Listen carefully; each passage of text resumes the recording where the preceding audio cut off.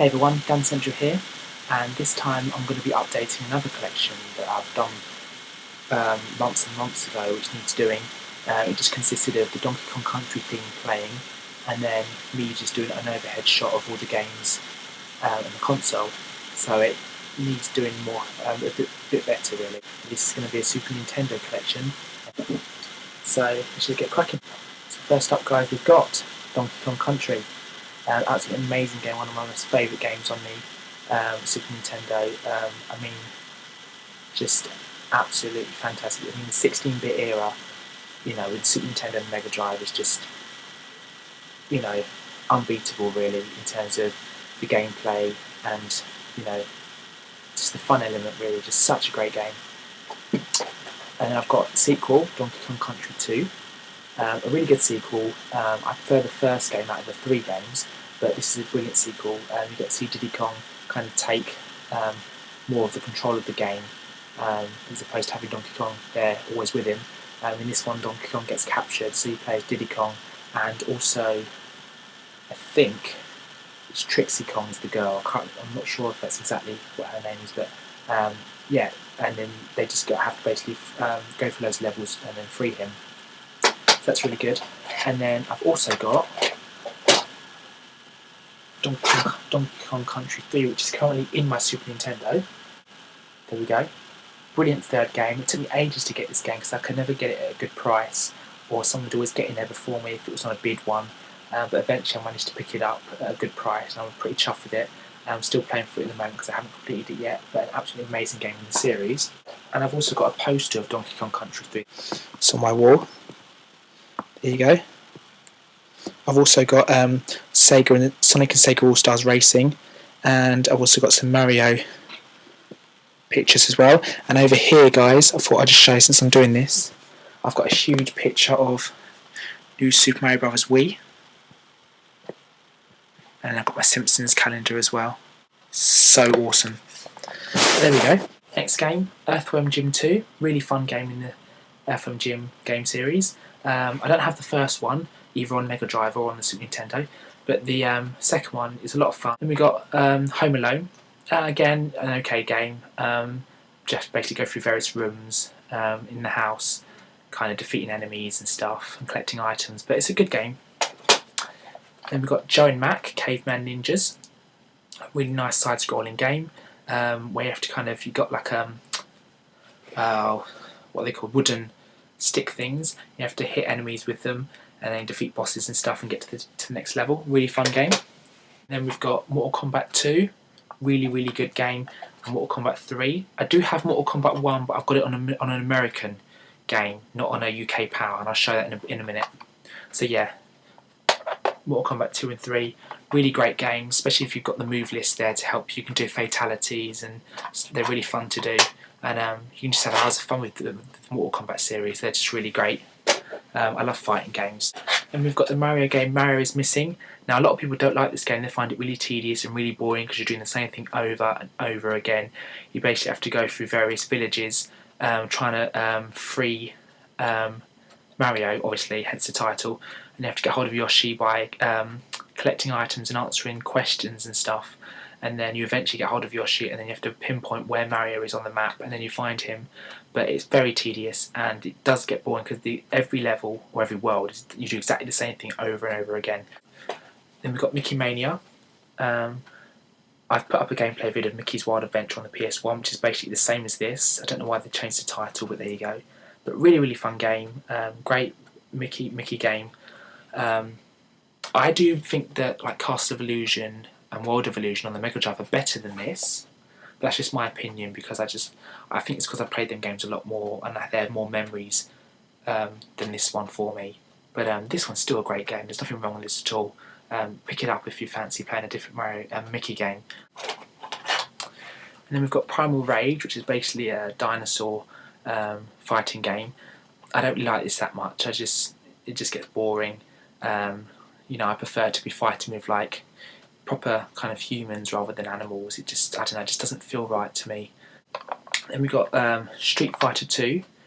Absolutely fantastic, and the Street Fighter series is just absolutely fantastic. There's not much more you can say about it really. I did have Street Fighter 2 Turbo at one point, but I was borrowing it off a mate and he wanted it back, so I may try and pick it up again at some point, but this one is a brilliant addition to the series.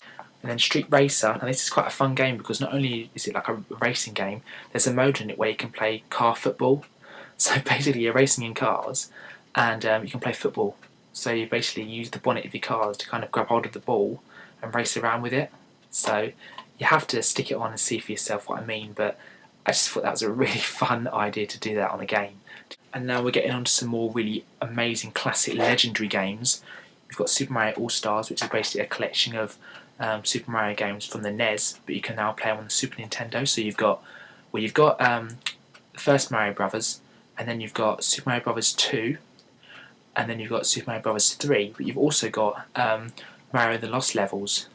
Then we've got Super Mario World 2 Yoshi's Island, a great sequel to the amazing original. You're basically a baby Mario and you have to basically save him from being captured from enemies, and you play as all different Yoshis. You have to carry him through levels and avoid him being knocked off your back and stuff. So that's pretty cool.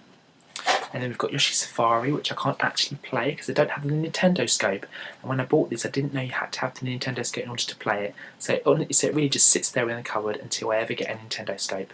But I've seen videos of it on YouTube and you basically have to shoot things as they come at you. So it looks good, but I just can't play it at the moment. We've got Zombies, really good game. You play as like teenagers, like killing zombies and stuff. We've got the legendary Super Mario World. It's complete with a manual and cartridge. But the manual's a bit battered, unfortunately. But the game's in good condition. So it's how it was when I got it given to me. But I've managed to keep it in as good condition as I can. Got the Jungle Book, boxed and complete with manual and cartridge.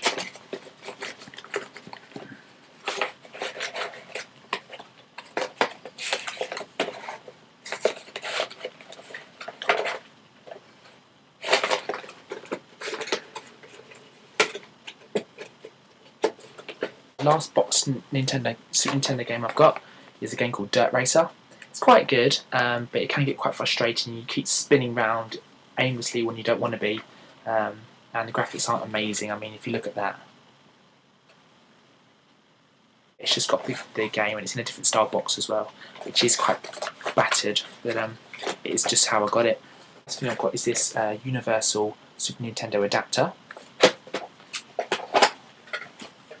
Looks like that. So basically, the Super Nintendo game, in this case Spider-Man vs X-Men, goes in the top. Now, if any of you guys out there can tell me why this is the case, that'd be great. But when I first got given this by my uncle, he said that only Home Alone works in the back, and it requires it in order to play any American game. So, if I put Home Alone in here,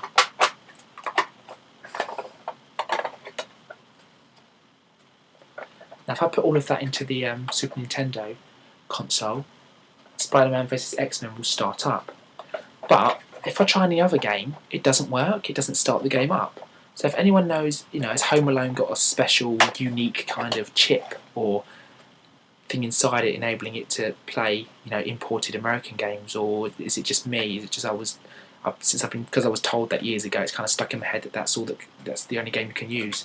If anyone knows anything about that and wants to elaborate, that'd be awesome. But other than that, it only seems to be Home Alone that really lets them play. But there we go. So that's the first adapter. We've got the second adapter. Here's the Pro Action Replay. Now I think this has a few cheats on it as well. I'm not entirely sure, but it basically does the same thing as that. It's also got a switch on the side, which is quite cool. Is the Super Game Boy, and in the moment I've got Super Mario Land 2, 6 golden coins. Now this is a really awesome device. It enables you to play Game Boy games on your Super Nintendo. And then lastly, my American games. So you've already seen one of them, Spider-Man vs X-Men. Really good game. It's quite a good idea to kind of fuse their two storylines together, because obviously Spider-Man isn't normally associated with X-Men. And then you've got Roadrunner's Death Valley Rally, where you basically have to run through loads of different levels avoiding Wile E. Coyote.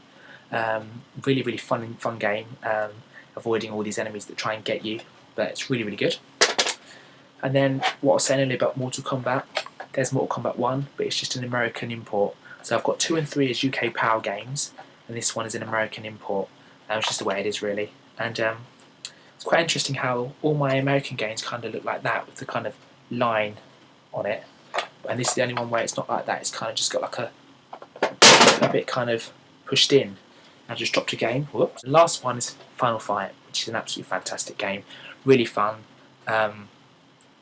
I've had hours of enjoyment on that game. I love my fighting games, so I'm not kind of fussy too much. You know, if I get any more from now on, I'll probably look to get them boxed. But other than that, I'm not too fussed. So there we go. Well, I hope you enjoyed my Super Nintendo collection, guys. It's nice to update it actually and give a bit more info about each game. Let me know if you want. Let me know what you think in the comments, and I'll put another video up very soon. So thanks a lot for watching.